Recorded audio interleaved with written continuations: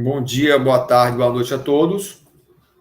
Hoje iremos dar continuidade à nossa série de lives, falando de assuntos relevantes, com grande importância e repercussão, tá? E nós mostraremos alguns atalhos e obstáculos para que você, médico, que ainda não pratica, na verdade, a medicina integrativa, tenha um conhecimento de como você pode ter resultados muito melhores e se tornar, portanto, um médico mais satisfeito com sua profissão, mais completo, tá? Meu nome é José Araújo, para quem não conhece, eu sou cardiologista, vou fazer 35 anos de formado, tenho algumas outras especialidades, dentre elas medicina integrativa, na qual eu estudo há em torno de 15 anos nos Estados Unidos. O que nós escolhemos para hoje como tema? Nós escolhemos como tema para hoje a medicina integrativa com a possibilidade de você reduzir a quantidade de medicamentos, tá certo? Então, esse é o tema principal. E, na verdade, o que eu peguei como de mais importante? São patologias ou são doenças, como você queiram dizer, que têm grande prevalência e que nós vemos no nosso dia a dia e nós não vemos, na verdade, resultados consistentes. O que nós vemos, na verdade, é a recidiva, o retorno dos pacientes com os mesmos sintomas. E se você usar a medicina integrativa nas três que nós escolhemos hoje, que vão ser o refluxo, tá certo? A resistência insulínica e a disfunção endotelial, você vai ver que a medicina integrativa ela tem a sua diferença porque ela tenta agir na causa e não nos sintomas do paciente. Quer dizer, isso aí é fundamental. Então, o primeiro desenho que você está vendo aí é uma coisa básica, né? Que a gente pode falar isso de segundo grau. E o que nós vemos aqui? Nós vemos exatamente como o estômago no sistema digestivo é a única região em que você tem acidez importante, tá? Então, como o estômago é ácido, o que significa isso? Significa que ele só consegue digerir, que a função do estômago é digerir o alimento em ambiente ácido. Pronto. Mas se você olha para cima e vê, na verdade, a boca, o nariz, o brônquio, você nota o pH bastante alcalino. E quando você olha os outros segmentos do seu intestino, o que você repara também? A alcalinidade. Então, existe uma diferença grande entre o que é o ambiente ideal do trabalho para o estômago, para o que é o ambiente ideal de trabalho para os outros segmentos do seu intestino. Tá? Então, o que você tem que entender? Por que sua avó, há 100 anos atrás, chupava lima ao acordar, ou seu avô, ou meu pai, por exemplo, porque ele sentia alívio. E o alívio que ele pensava na época, por não ter conhecimento, era um alívio que dizia, melhorou meu fígado. Não, é porque quando você jogava lima para dentro do seu estômago, você chupava, você facilitava a digestão e melhorava os gases. E isso dava a sensação de alívio para ele. E o que nós vemos hoje em dia regularmente no nosso consultório? Pacientes, como você vê na figura do lado direito, pacientes com abdômen dilatados, estômago alto, certo? E você tem que entender o seguinte, não é o estômago que vai ser tratado, na verdade é o sistema como um todo. E você tem que entender o que fez a dilatação do estômago. Não é a falta de medicação ou a presença de medicação que vai resolver o problema. Por que eu tinha o estômago de um jeito, quando era jovem, e eu agora, depois de velho, tenho um estômago mais dilatado? Ou mesmo jovem, tá? Você também pode ter o refluxo. Só que o novo, o jovem, por ter um corpo mais em equilíbrio, ele não vai ter tantos sintomas. Enquanto a pessoa mais velha, mais idosa, ele vai ter mais sintomas. Então, o que você repara? Você nota exatamente que o estômago dilatado faz uma abertura de válvula. Essa válvula que liga quem? O estômago ao esôfago. Então, o que você vê na medicina tradicional? Você nota até pessoas fazendo cirurgia, plastia disso. Mas não vai funcionar. Por quê? Porque você, na verdade, logo após fazer a plastia, se você não mantiver os mesmos hábitos, o mesmo estilo de vida, ela vai dilatar e você vai perder a cirurgia. E se você usar medicação tradicional que você vê no dia a dia de hoje, qual é a medicação tradicional? É quando você usa os alcalinizantes, tá certo? Que é os pantoprazol e essas medicações, as bombas de próton, tá? As medicações que agem nos íons próton, bloqueadores dos íons prótons. Se você usa isso, você está tratando, na verdade, o esôfago, do refluxo. É só você lembrar aquela criança em que comia lactose e glúten e que você, depois de mamar, bota ela para gofar e ela gofa. Aqui chama aquele gofo, e o gofo sai azedo. Por quê? Porque sai o nutriente que não foi digerido, ok? Direto do estômago. E aí você sente aquele queimou, aquela sensação, aquele mau hálito. Então, as pessoas que têm estômago dilatado não são pessoas gordas, são pessoas barrigudas. E são pessoas barrigudas porque o estilo de vida dela levaram a ela usar muito trigo e lactose, que são os dois principais alimentos que levam, que eu falo normalmente no meu consultório, barriga de chope. Você não conhece barriga de vinho, de vodka, de uísque, nem champanhe, mas só do glúten, do trigo, do chope. Ou a lactose, como que todo recém-nascido, você tem meleca, bochecha, barriga e cofa. O que significa? São alimentos, entenda, que não tem como ser digeridos, tá certo? Por não ter sido digeridos, você faz o quê? Você cria gases. E essa gás dilata o estômago. E isso faz com que a anatomia fique alterada. E aí o que está no seu estômago, o líquido ou alimento no seu estômago vai subir, principalmente quando você dorme. Então, se você comer à noite e se você comer trigo lactose, se você beber aquela velha cervejinha durante o jogo do Bahia, lá para 9 horas da noite, for dormir às 11h30, não tenha dúvida que você vai ter refluxo, porque você comeu na hora errada, você usou alimento inadequado, tá certo? E você vai ter o refluxo. Refluxo esse que vai ter várias formas de apresentação. Isso é outra coisa fundamental. Porque as pessoas chegam no seu consultório e dizem o seguinte: doutor, eu não tenho queimou, eu não tenho refluxo. Mas o refluxo não é queimou. Você tem várias formas de apresentação. Então, você que está aí, você como colega médico, você tem que entender que você pode ter rinite, você pode ter sinusite, você, como mais velho, você vai ter labirintite. Tudo isso devido ao refluxo. Mas esse refluxo vai chegar ao ronco. E o pior é quando chega na apneia do sono. E na apneia do sono nós sabemos que as pausas respiratórias que ocorrem durante o sono fazem com que você tenha o quê? Uma desoxigenação tissular. Então a célula deixa de receber oxigênio e você começa a ter a morte celular, a inflamação. Então a apneia do sono, nós sabemos hoje que é uma síndrome que você pode aumentar a prevalência de várias patologias. Em câncer, em 15%, em arritmia, na verdade, em 4 vezes, em insuficiência cardíaca, 140%, em coronariopatia, em 30%. E por que tão variadas doenças e uma incidência tão maior? Porque o déficit de oxigenação acontece, na verdade, no momento em que você ronca, que você faz a pausa respiratória. Então, é o refluxo no seu auge, que eu chamo. E isso é muito comum. Sabe por quê? Porque existe também outro fator que se chama relógio biológico. Então, você atende muito paciente, tá certo? Que é noturno. Então, ele não tem essa noção, tá certo? Ele não tem essa noção que tem que comer durante o dia para não comer de noite. Ele não tem noção disso. Então, você tem que explicar isso para ele. Então, junto ao relógio biológico, que o cara que gosta de bailar de noite, de andar de bicicleta de noite, de correr de noite, com a alimentação que vem na hora inadequada. E o tipo da alimentação inadequada. Então, por isso, que o que nós fazemos na medicina integrativa? Nós vamos à causa do problema, tá certo? Então, o que minha mãe usava há 50, 60 anos atrás? Ela usava lima. Hoje, você vê a maioria dos nutricionistas, tá? Prescrevendo o quê? Suco verde, vinagre da maçã, limão. Você vê normalmente nos restaurantes as pessoas pedirem shot de limão. Qual a razão disso? Porque na hora que isso cai no seu estômago, na verdade, mesmo você que tem a gastrite, isso é fundamental. Quer dizer, nós médicos, às vezes, ficamos inseguros, mas não fique seguro, porque a gastrite, na verdade, na sua grande maioria das vezes, o pH está alcalino. Por isso que ele está doente. É essa razão que faz o H. pylori aumentar. E é essa razão que você vai dar antibiótico e medicação oposta à necessária para o seu estômago. Você bloqueia o seu estômago. E aí você, como sabe que bloqueia o estômago, você bota uma domperidona para mandar essa comida para frente. E você deixou de digerir o alimento e absorver o alimento. E você não pode esquecer que é do alimento que vem a energia para você viver. E você acaba fazendo o quê? Perdendo energia. Por isso que o idoso, por não entender que tem que comer de uma maneira diferente, ele acaba tendo que uma perda de massa magra e uma dilatação do abdômen. Isso é muito frequente. Então, o que nós que fazemos medicina integrativa propomos para você? A mudança de estilo de vida. Então, começar seu dia usando água com limão, suco de lima e suco verde, para aumentar a acidez do seu estômago e não diminuir.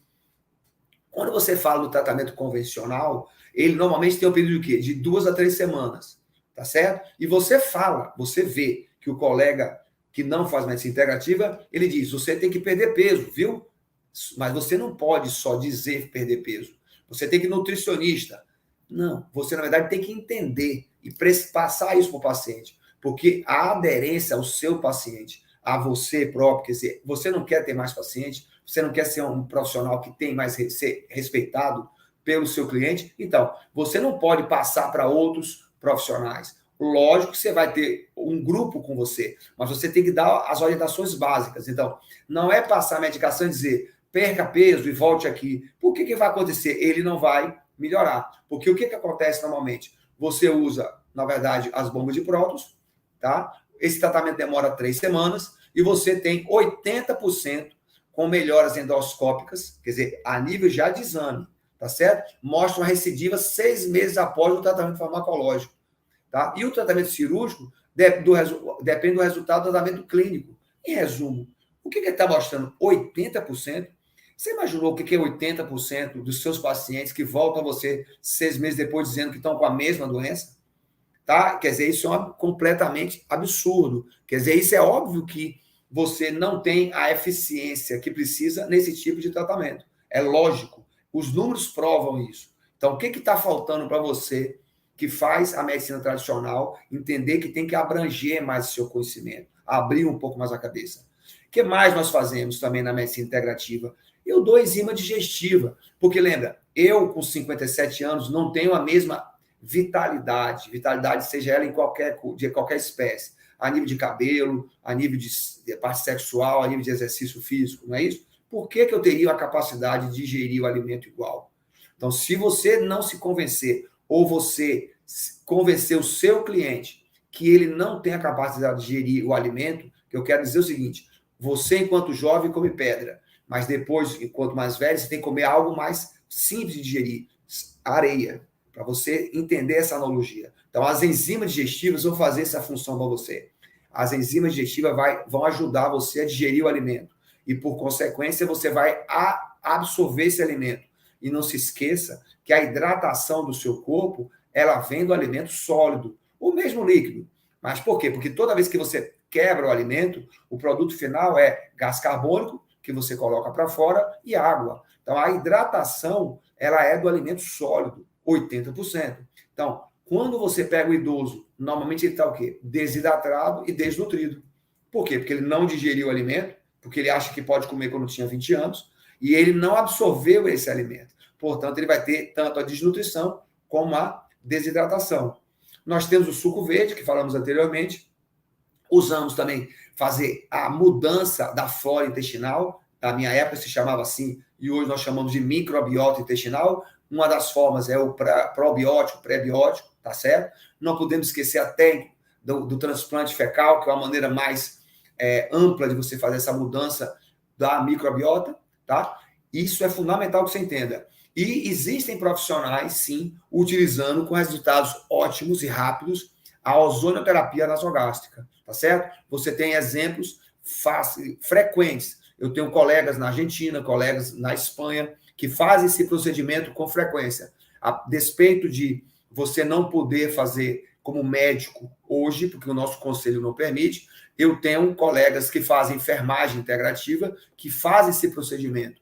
E o resultado é muito bom. O que eu posso dizer para vocês é que é rápido, porque o ozônio ele cicatriza a ferida, que na verdade que a gastrite nada mais é do que uma ferida. E você vai ter essa melhora imediata. Tá? Então, são opções apenas da mudança de estilo de vida, que são o uso de enzimas e não de pantoprazol, o uso de suco verde, o uso de pré-biótico e o tratamento que a ozonioterapia nasogástrica pode fazer para você, porque ela vai melhorar muito o quê?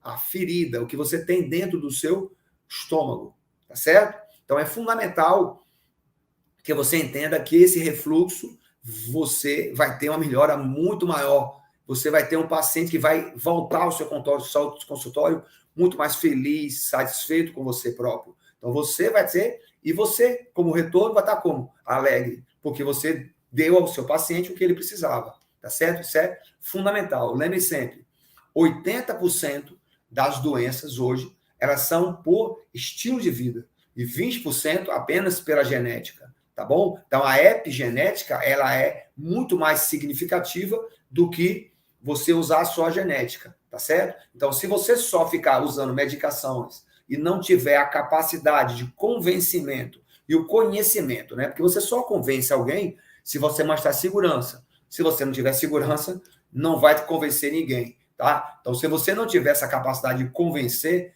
e não tiver o conhecimento antes, você vai ser aquele médico que vai evoluir pouco. E nós estamos aqui para isso, para te dar o caminho, para você chegar lá, para você pular esses obstáculos e entender que tem caminhos, tem que se chamam de atalhos, né? Quer dizer, caminhos mais curtos que vão te chegar lá. Às vezes pode parecer longo, pois vou ter que estudar outras coisas. Daqui a 5, 6 anos você vai ver o quanto você cresceu, o quanto você evoluiu, tá certo? Do que você ficar hoje estático, o tempo vai passar de qualquer forma e você vai continuar com seus resultados não tão bons assim, tá certo? Então, hoje você pode sim ir num colega que faz medicina integrativa e colocar com ele. Qual é o seu resultado do refluxo? Não tenha vergonha disso, você quer gastro. Vá num colega seu, inclusive que não é, na verdade, gastro, só é médico integrativo, e pergunte para ele qual é o resultado, como é que você tem, qual é o resultado que você teve com refluxo, qual é o resultado que você tem, na verdade, no seu dia a dia. Ele vai dar outros resultados para você. Com certeza, ele não tem recidiva de 80%. Com certeza, ele tem uma recidiva muito menor, porque o paciente dele vai ter uma aderência maior, tá certo? Porque ele mostrou uma amplitude muito maior no conhecimento. E não se esqueça, o cliente hoje chega no seu consultório, ele já sabe mais da doença se bobear do que você, porque ele pesquisou tudo, e ele já sabe aqueles 80%, o que dá mais certo, o que não dá mais certo, o que dá certo ou o que não dá certo. Tranquilo? Agora, vamos tentar falar de algo também que é fundamental, que é o seu dia a dia. E ele está uma coisa associada com a outra, tá certo? Que nós vamos primeiro falar sobre a resistência insulínica. E veja que eu evitei falar a palavra diabetes, tá bem? Do mesma forma que eu falei disfunção endotelial depois. E não vou falar de doença coronariana ou hipertensão. Por quê? Porque eu vou evitar falar da doença. Eu vou falar do mecanismo. Então, quando você tem diabetes tipo 2, ou, na verdade, você tem uma resistência insulínica, qual é o problema que você tem? Você tem um problema na produção de insulina? Seu pâncreas deixou de produzir insulina? Não. Então, por que as maioria das medicações que nós iremos ver, elas têm como ação estimular a produção de insulina no pâncreas, ou aumentar a liberação de glicose na sua urina, ou mesmo quando você chega no nível tal, tá certo? Você vai chegar no nível em que você bloqueia a insulina, você prescreve insulina para o seu paciente diabetes tipo 2, mesmo sabendo que a base fisiopatológica não é déficit de insulina. Então, na verdade, você está dando insulina porque é para pacientes que existe um período longo em que ele não só tem hiperglicemia, como ele tem hiperglicemia e hiperinsulinemia. Porque você, quando tem a glicemia alta, você vai produzir a insulina para colocar para dentro. Então, o que você precisa entender é bioquímica. O que você precisa estudar é a sinalização celular. É como a insulina sai do pâncreas, por exemplo, e ela usa o receptor, e esse receptor usa aquelas peptídeos, as proteínas, como sinalização, vai passando a mensagem de uma para outra, até que ele chega no transportador. No caso do músculo, é o GLUT4, por exemplo, que você chega e ele pega e bota a glicose para dentro.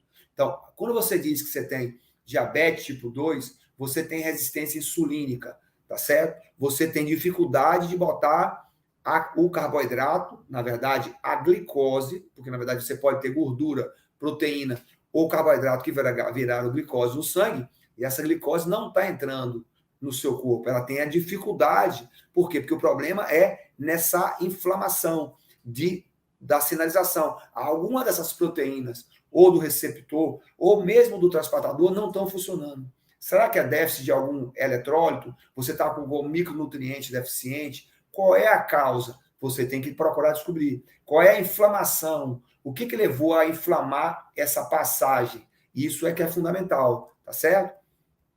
E você vê no dia a dia o quê? Várias classes de indicações da medicina tradicional. Então, aí, nesse caso, você já vê que eu coloquei resistência insulínica e uma seta direto diabetes tipo 2. Porque ninguém fala resistência insulínica. Eu sou diabético, eu sou cardiopata. Na verdade, você tem uma inflamação que te levou à resistência insulínica.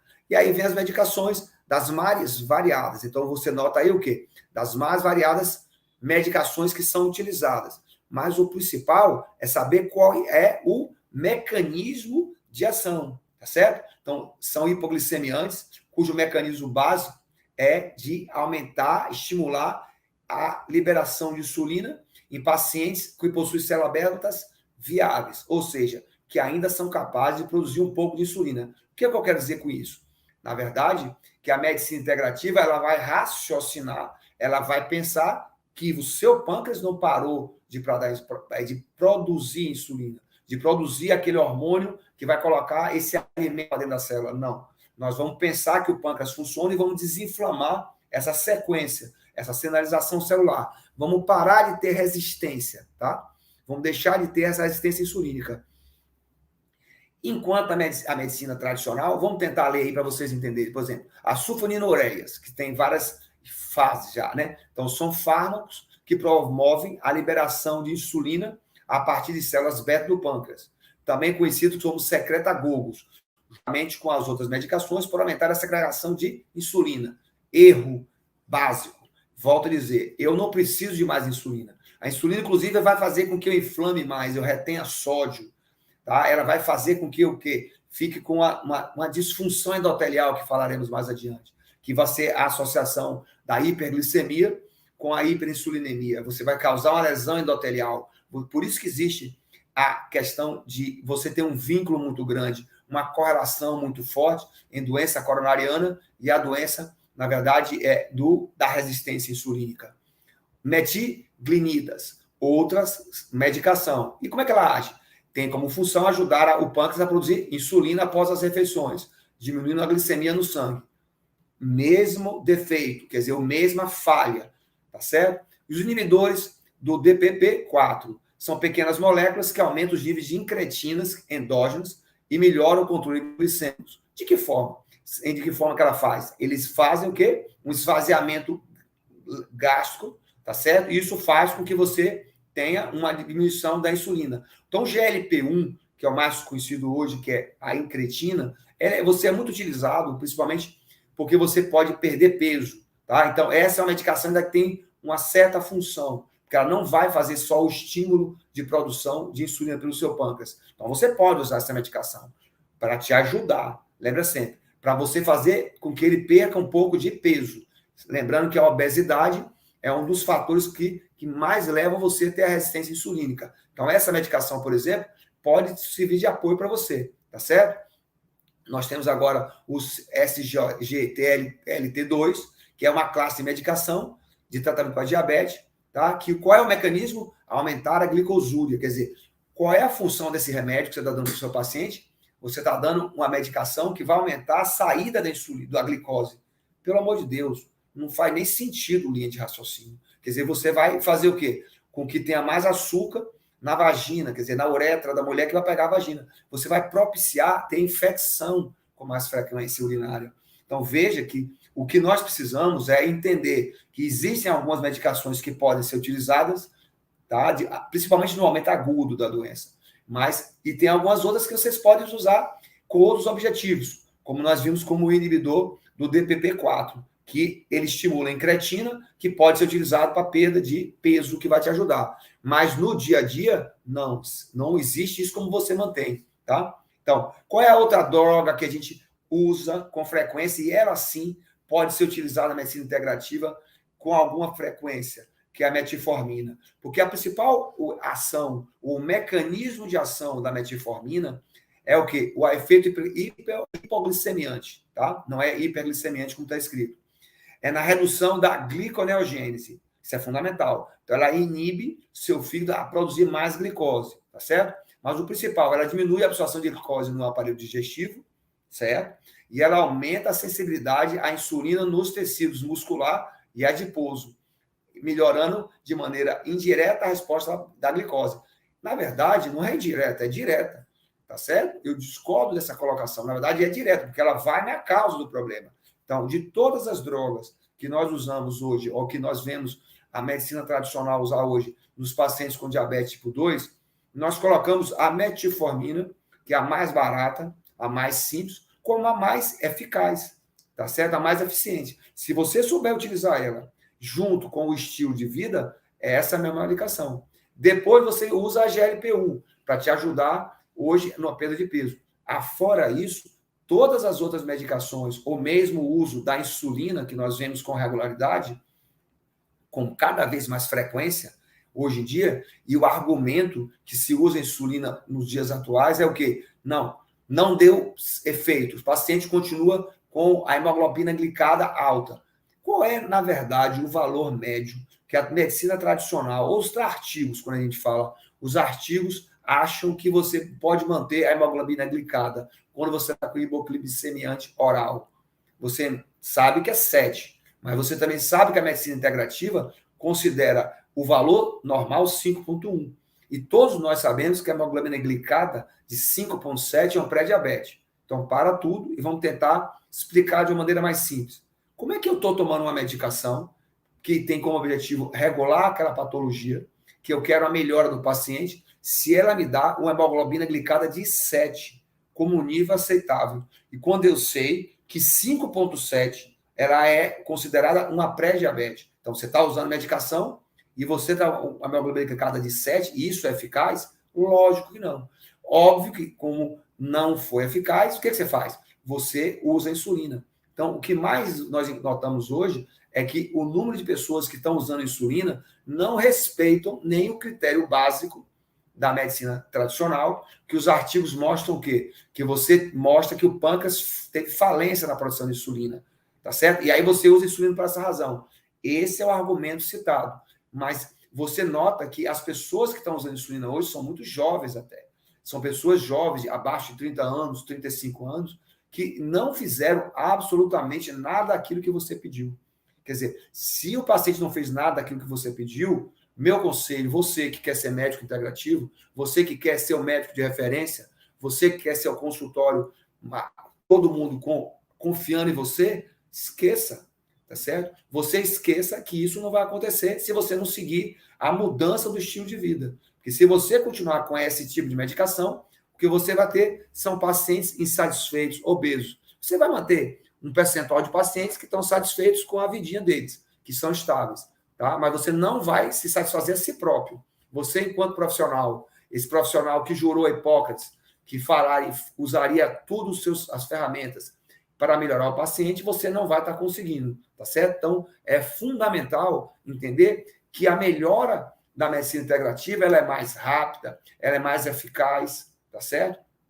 Ela é preventiva, tá? Então, ela tem várias características que você pode utilizar. E ela vai prevenir as outras doenças, porque existe a interligação, por exemplo, da resistência insulínica com a disfunção endotelial, tá certo? Então, essa é muito importante que nós tenhamos em mente exatamente o número. Eu vou ter 80% do meu paciente retornando por causa disso? Esqueça, você não vai ter isso. Não vai acontecer com você. Nem no refluxo, nem na resistência insulínica ou diabetes tipo 2, como citamos até agora. Tá? E o que nós temos de medicina integrativa no caso da resistência insulínica? Um mundo de coisas. Muitas ferramentas. Aqui tem apenas algumas delas. Então, por exemplo, a nutrição, tá? Que a gente sempre fala de Hipócrates, fundamental. Uma delas, você pode usar cetogênica. Não quer dizer que seja a única. Nós colocamos ela como exemplo. Mas nós podemos começar naquela fase inicial até com low carb.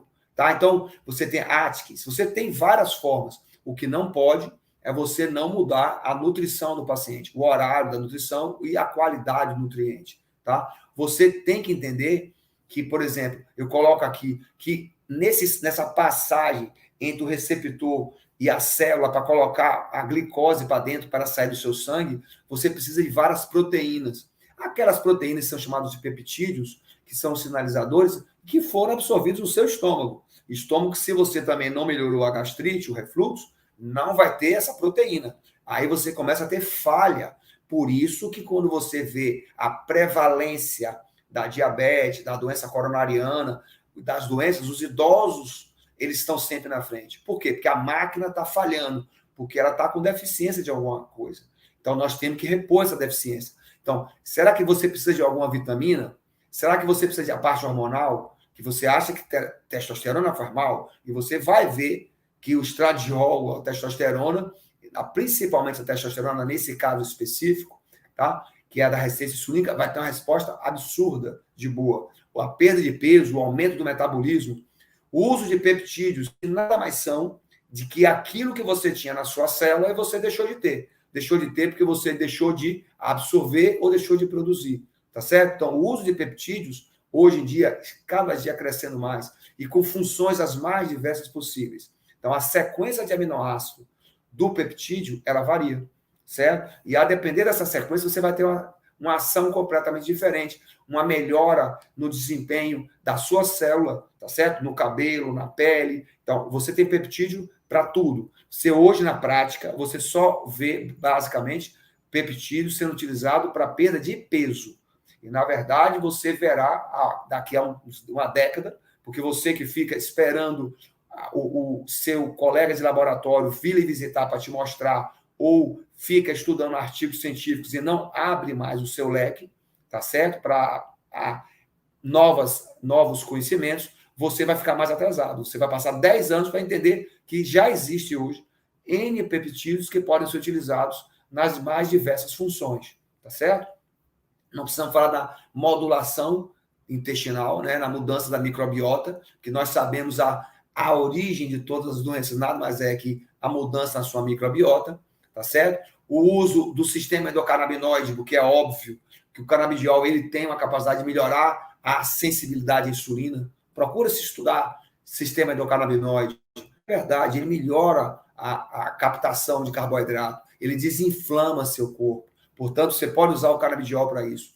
O relógio biológico, que é outra coisa que citada ali embaixo, é fundamental. Se você não entender e não perguntar ao seu cliente, quando chegar no seu consultório, qual é o horário que você tem mais disposição, qual é o horário que você quer namorar, qual é o horário que você quer fazer exercício, e ele disser que é à noite, e se você não trouxer ele para o dia, você vai ter um paciente sempre recorrente, sempre insatisfeito. Por quê? Porque a origem, a causa, a base da problema dele é o relógio biológico. Então, veja como você tem que ter esse conhecimento amplo. Você tem que ter um grupo com você, mas você tem que ter esse conhecimento para mostrar e passar essa confiança para seu paciente. Tá? Agora, nós vamos falar de quê? Nós vamos falar, na verdade, de disfunção endotelial. Tá? E o que é uma disfunção endotelial? Na verdade, você tem um desequilíbrio na produção de mediadores químicos que regulam o quê? A primeira camada da artéria, que é o endotélio, e a camada média, que é a muscular. Vamos ser práticos. A disfunção endotelial ela tem uma ligação direta com a aterosclerose, com a obstrução coronariana, com a doença arterial obstrutiva. E nós jogamos a culpa toda em quem? No tal do colesterol. Né? O colesterol, na verdade, é aquele cara causador de tudo. Então, vamos tentar explicar mais ou menos como isso acontece. Você tem que entender que a disfunção endotelial é uma doença pós-prandial. Você sabia isso? Pós-prandial. O que significa isso? Que toda vez que você come, você libera dentro do seu corpo, através dos seus leak, porque você tem pequenas rachaduras no seu sistema digestivo, você libera algumas substâncias que são citocinas inflamatórias e outras anti-inflamatórias. Então, quando você come, se você comer um brócolis, você vai liberar uma citocina anti-inflamatória. Agora, se você comer um alimento inadequado, uma pizza que tenha glúten e lactose, você vai estar liberando o inadequado. E o que vai acontecer? Você vai ter uma feridazinha na artéria, pela primeira camada. Então, você faz a abertura do endotélio. O que acontece? Óbvio. Quem é que conduz o colesterol? É o LDL e o HDL. O LDL vai entrar ali. Quando ele entrar na camada média, o que vai acontecer? Aquilo não é o lugar para estar ela. O corpo automaticamente causa o quê? Uma resposta imunológica. E a resposta imunológica vai fazer o quê? Abraçar aquela gordura. E você vai fazer as células espumosas, que todo mundo diz que é feito de colesterol. É, mas esqueceu que a origem de tudo foi o que ele comeu e que o corpo fez ali apenas foi proteger. Ele abraçou, ele engoliu aquela LDL, tá certo? Porque existiu a lesão endotelial. Então, na verdade, o colesterol, ele está ali dentro por um problema da sua nutrição, tá certo? Então, você vai ter, quando você come mal, uma doença pós-prandial. Então, a disfunção endotelial pode ser considerada como uma patologia pós-alimentação, tá certo? Que você teve essa alteração. E qual é a reação do corpo? Basicamente, você vai ter um estresse oxidativo, que faz a lesão endotelial, você vai ter uma disfunção do sistema imunológico, que vai abraçar o LDL, e você vai ter um processo inflamatório. É tudo que você tem na doença coronariana. E você acha que é dando remédio de colesterol que você vai resolver o problema. E você vai chegar de noite no jogo do seu Bahia, tomando cerveja e comendo pizza. Esqueça, você vai fazer, pós isso aí, uma distensão abdominal, você vai fazer uma liberação de substâncias inflamatórias que vai lesar o seu endotélio, a sua artéria. Aquela artéria que você vai no médico 6 meses para ver se tem obstrução ou não. E é óbvio que vai ter obstrução, pequena ou média ou grande. A depender da genética, não. Muito mais importante é depender do seu estilo de vida. E você vai ver que aquela placa, aquela obstrução, foi causada por uma defesa do seu próprio corpo. O seu corpo fez aquilo para defender você. E você a causa, você coloca aquilo como a causa. E na verdade não é. Então, a disfunção endotelial a gente coloca aí como causas: hipercolesterolemia, tabagismo, resistência à insulina, diabetes, hipertensão, hiperocinemia, hiperhomocisteínemia. Quer dizer, você tem várias, coloca as causas. Na verdade, teria inúmeras. Você tem mais de 400 possibilidades de causas que vão fazer com que você leve a lesão endotelial e leve a formação da placa, o medo, a obstrução, e que vai levar depois a formação da placa mole, que é o trombo, e você vai ter o seu AVC, o seu infarto, entendeu? Então, lembre, a disfunção endotelial é uma doença pós-alimentação.